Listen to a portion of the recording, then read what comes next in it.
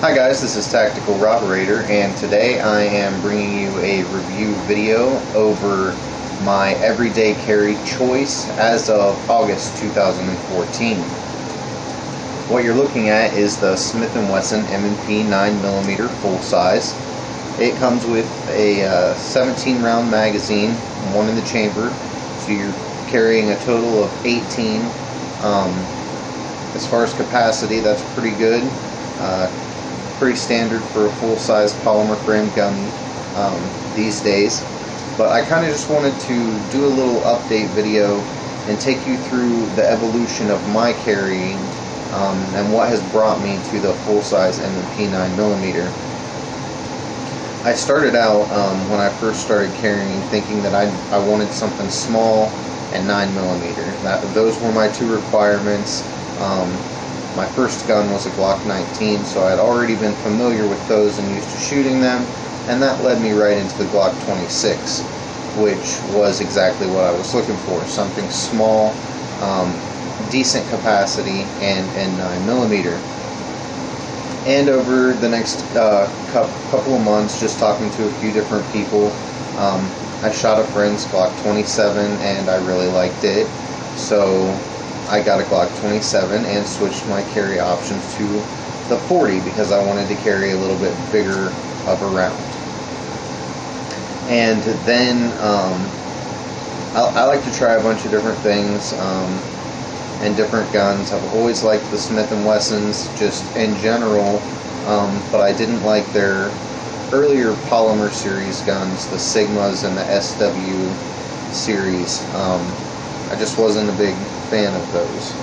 So I got an Mmp 40C. It did not have the manual thumb safety, so I liked that about it. What I really didn't like about it was the trigger.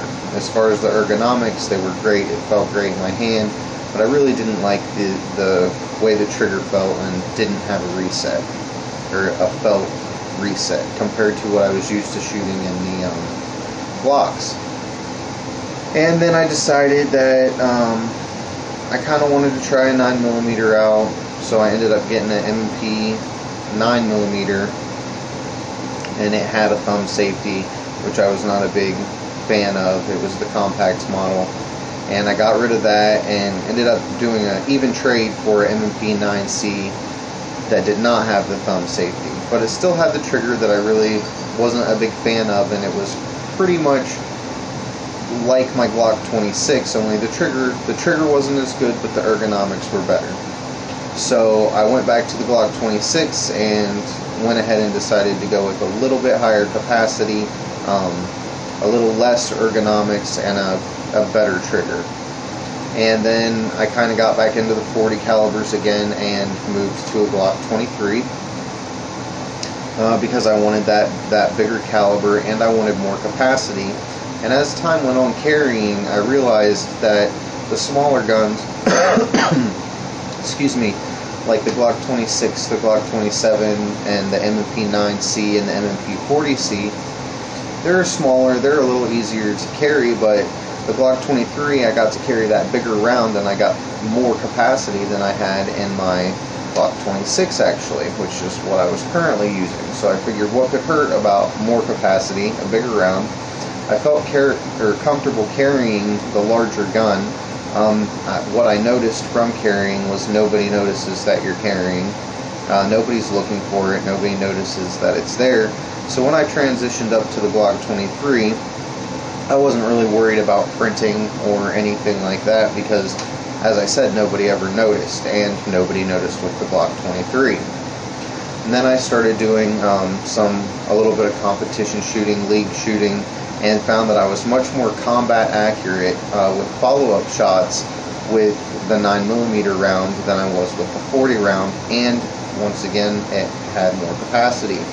So I went from the Glock 23 and started carrying the Glock 19 as my primary carry. Then I got a Glock 30 just for fun, the huge 45 round. I mean, I've always liked the Glock 30, had 3 different ones as of right now, and I really like that gun. I don't see me getting rid of that gun, but I don't really see a purpose for me to carry that gun. It's just a big round. It's fun to shoot every now and then. The recoil is a little different feeling on that than the 9 or the 40, and it's a good bedside gun. But primarily I was carrying the Glock 19 because I had better follow-up shots, better combat accuracy, and I didn't like the trigger on the Mmp 9C that I had. Which brings me to this. This is the Mmp 9mm full-size. It holds 17 rounds. It's slightly longer in the handle grip than the Glock 19, but as of now, I've still noticed that nobody notices that I'm carrying. I'm going to go ahead and make this gun safe. It is my carry gun, so it is loaded. And this magazine is empty. Or empty.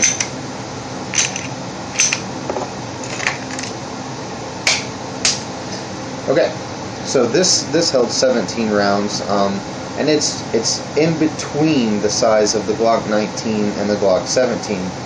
So what I like about this gun, it has the great ergonomics. The trigger is the part about this gun that I like the best. You can hear and you can feel the reset.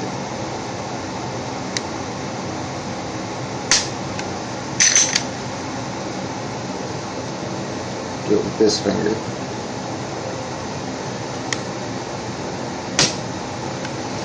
So the one thing I didn't like about the Smith & Wesson M&P was the trigger and the reset. And after owning a Shield, they did a good job on the trigger on that, and I had heard they were going to update the triggers on the other M&P series to make them a little bit more functional and feel a little better. They definitely did on this gun, so it has everything that I like about the Glock, plus it comes standard with metal sights, nice for one-handed manipulation, metal front sight. I am right-handed, so the fact that it's ambidextrous, mag release can be switched around, and the slide stop doesn't really affect me, but I mean, I guess it is a nice option to have. It does carry 2 more rounds than my Glock 19. It is a little bit smaller than my Glock 17, and it feels great in my hand. I've done a lot of target shooting with this, but in the league shooting that I do, I've been using the Glock 17 and the Glock 19. I took this for the first time yesterday to a league shoot, and actually did the best. I was the fastest and the most accurate out of all of the ones that I've participated in so far. So I don't know whether it was just luck or whether I just do really feel more comfortable shooting this gun. As far as rapid fire with the Glock, I do pretty well with that. I get a little bit tighter groups, but as far as combat accuracy and hitting alphas, I was still able to do that really well with the Mmp 9 full-size. It manages the recoil a little bit better, in my opinion, than the Glock 19 does. It has the adjustable back straps. Sorry, I thought someone was here. It has the adjustable back straps, which go from really small to, I have the large on here right now. As you can see, it really swells it out and fits my hand nice. But those are my 2 cents on the Mmp 9, and that's why I choose to carry it as my everyday carry weapon. Thanks for watching the video. Please like, subscribe, and leave any questions, comments, or concerns you have at the bottom. Thanks. Have a nice day.